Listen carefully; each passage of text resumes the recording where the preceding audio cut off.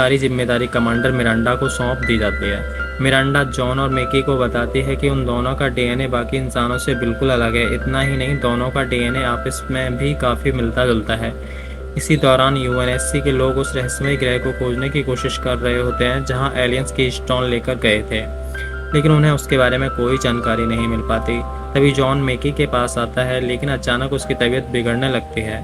मैकी उसे बताती है कि बार बार की स्टोन को छूने की वजह से उसके शरीर पर असर पड़ रहा है। वह कहती है अगर जॉन पूरी तरह खुद को की स्टोन के हवाले कर दे तो उसकी ताकत और बढ़ जाएगी और वह पत्थर उसका आज्ञाकारी बन जाएगा। इसके बाद जॉन उस छोटे से की स्टोन के पास जाता है जो उसे सबसे पहले मिला था। जैसे ही वह उसे छूता है, उसके बचपन की यादें फिर से लौट आती हैं और अगले ही पल वह खुद को एक अनजान दुनिया में खड़ा पाता है। दूसरी तरफ लड़की रेगिस्तान में रहने वाली रहस्यमय लोगों को ढूंढ रही होती है। ये बेहद धार्मिक लोग थे और इन्हीं से मिलने के बाद उसके पिता हमेशा के लिए यूएनएससी के खिलाफ हो गए थे। आखिरकार वह उन लोगों की नेता तक पहुंच जाती है और पूछती है कि उनके परिवार और उनके पूर्वज का असली उद्देश्य क्या था। वह जानना चाहती थी कि उसके पिता इन लोगों से मिलने के बाद अचानक यूएनएससी के खिलाफ क्यों हो गए। उन लोगों की नेता उसे ड्यूटेरियम फ्यूल पीने को देती है। जैसे ही वह उसे पीती है, उसकी चेतना एक दूसरी अवस्था में पहुंच जाती है। वहाँ उसे एक आदमी दिखाई देता है। जब वह उसके पास जाती है तो पता चलता है कि वह उसके पिता हैं। वह उसके पिता से मिलकर भावुक हो जाती है। उसके पिता उसे एक रहस्यमय कुएं के पास ले जाते हैं और बताते हैं कि यह दूसरी दुनिया का रास्ता है। अचानक उसकी चेतना वापस लौट आती है। दरअसल वह यह सब अपनी मानसिक अवस्था में देख रही थी।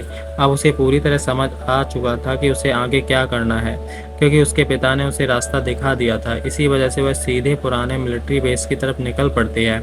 लेकिन इस ग्रह के नए लीडर को भी पता चल जाता है कि वह कहाँ मौजूद है। वह अपने लोगों के साथ उसे खत्म करने के लिए निकल पड़ता है। इसी दौरान जॉन का दोस्त भी एक बार फिर उसके पास पहुंच जाता है।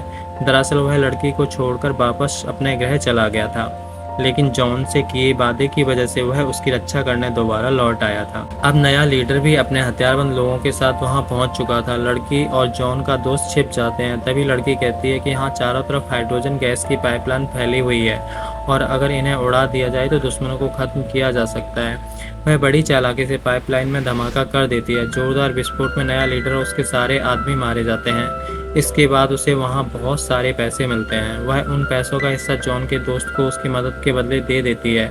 अब जॉन का दोस्त अपने ग्रह वापस लौट आता है और लड़की पहली बार अपने ग्रह पर बिना किसी डर के आज़ादी से घूम सकती थी, क्योंकि अब उसका सबसे बड़ा दुश्मन खत्म हो चुका था। दूसरी तरफ मैकी को दिखाया जाता है जो धीरे धीरे जॉन से प्यार करने लगी थी। पिछली बार जब जॉन ने की स्टोन को छुआ था और वह दूसरी दुनिया में पहुंच गया था, तब मैकी भी उसके साथ वहां मौजूद थी। अगले दिन जॉन और मैकी साथ घूमने जाते हैं। वहां मैकी उसे बताती है कि जिस दुनिया में वे पहुंचे थे वहीं असली हेलो है, वह जगह जहां एलियंस पहुंचना चाहते थे। इसके बाद जॉन अपने सेठ के पास जाकर कहता है कि मैकी को की स्टोन छूने दिया जाए, क्योंकि अगर वह पत्थर को छुएगी तो शायद दूसरे बड़े की स्टोन की लोकेशन पता चल सकती है।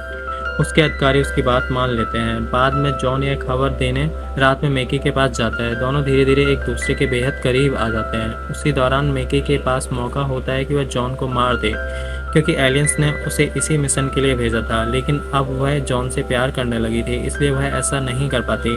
उधर वैज्ञानिक कोर्टाना की मदद से लगातार जॉन पर नज़र रख रही होती है, क्योंकि उसने पहले ही कोर्टाना को जॉन के दिमाग के अंदर फिट कर दिया था, इसलिए उसे जॉन के हर गतिविधि का पता चल रहा था।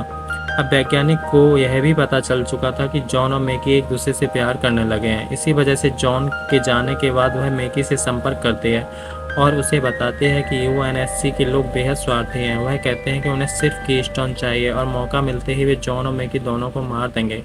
फिर वैज्ञानिक मैकी से कहती है कि उसे किसी भी तरह जॉन और दोनों की स्टोन लेकर उस रहस्यमयी जगह मिस्टिक तक पहुंचना होगा। इसके बाद वैज्ञानिक सभी स्पार्टन सैनिकों को आदेश देती है कि अब वे सिर्फ उसी जगह की कमांड मानेंगे, क्योंकि वही उनकी असली निर्माता थी। इसलिए बाकी सैनिक उसकी बात मानने के लिए तैयार हो जाते हैं। वह कहती है जॉन, मैकी और दोनों की स्टोन को जल्द से जल्द उसके पास लाया जाए। उसी समय जॉन के साथी काई, जिसकी जान बचाने की वजह से एलियंस की स्टोन लेकर भाग निकले थे, वैज्ञानिक की बात का विरोध करती है। उसके बाद वैज्ञानिक के आदेश पर उसे पकड़कर बेसमेंट में बंद कर दिया जाता है। अब वैज्ञानिक कोर्टाना से कहती है कि वह जल्द से जल्द जॉन के पूरे दिमाग पर नियंत्रण हासिल कर ले, लेकिन कोर्टाना ऐसा नहीं करना चाहती थी, क्योंकि उसे पता था कि अगर उसने ऐसा किया तो जॉन की मौत हो जाएगी। दूसरी तरफ कमांडर मिरांडा को स्पेसशिप की रिकॉर्डिंग मिलती है। उसी रिकॉर्डिंग में दिखता है मैकी ने यूएनएससी के कई लोगों को मार दिया था। अब मिरांडा समझ जाती है कि मैकी शुरू से ही दुश्मनों की तरफ से यहाँ भेजी गई थी। इधर मैकी और जॉन उस कमरे की तरफ जा रहे होते जहाँ केस्टोन रखा हुआ था। तभी कोर्टाना जो जॉन के दिमाग से जुड़ी हुई थी उसे वैज्ञानिक की पूरी योजना के बारे में बता देती है। जॉन समझ जाता है कि बहुत जल्द स्पार्टन सैनिक उस पर हमला करने वाले हैं। वह मैकी को छिपाने की कोशिश करता है, लेकिन तभी स्पार्टन सैनिक वहां पहुंचकर हमला कर देते हैं। मैकी वहां से भागकर मदद मांगने की कोशिश करती है। उसी दौरान कमांडर मिरांडा भी वहां पहुंच जाती है, क्योंकि अब उसे मैकी की असली सच्चाई पता चल चुकी थी।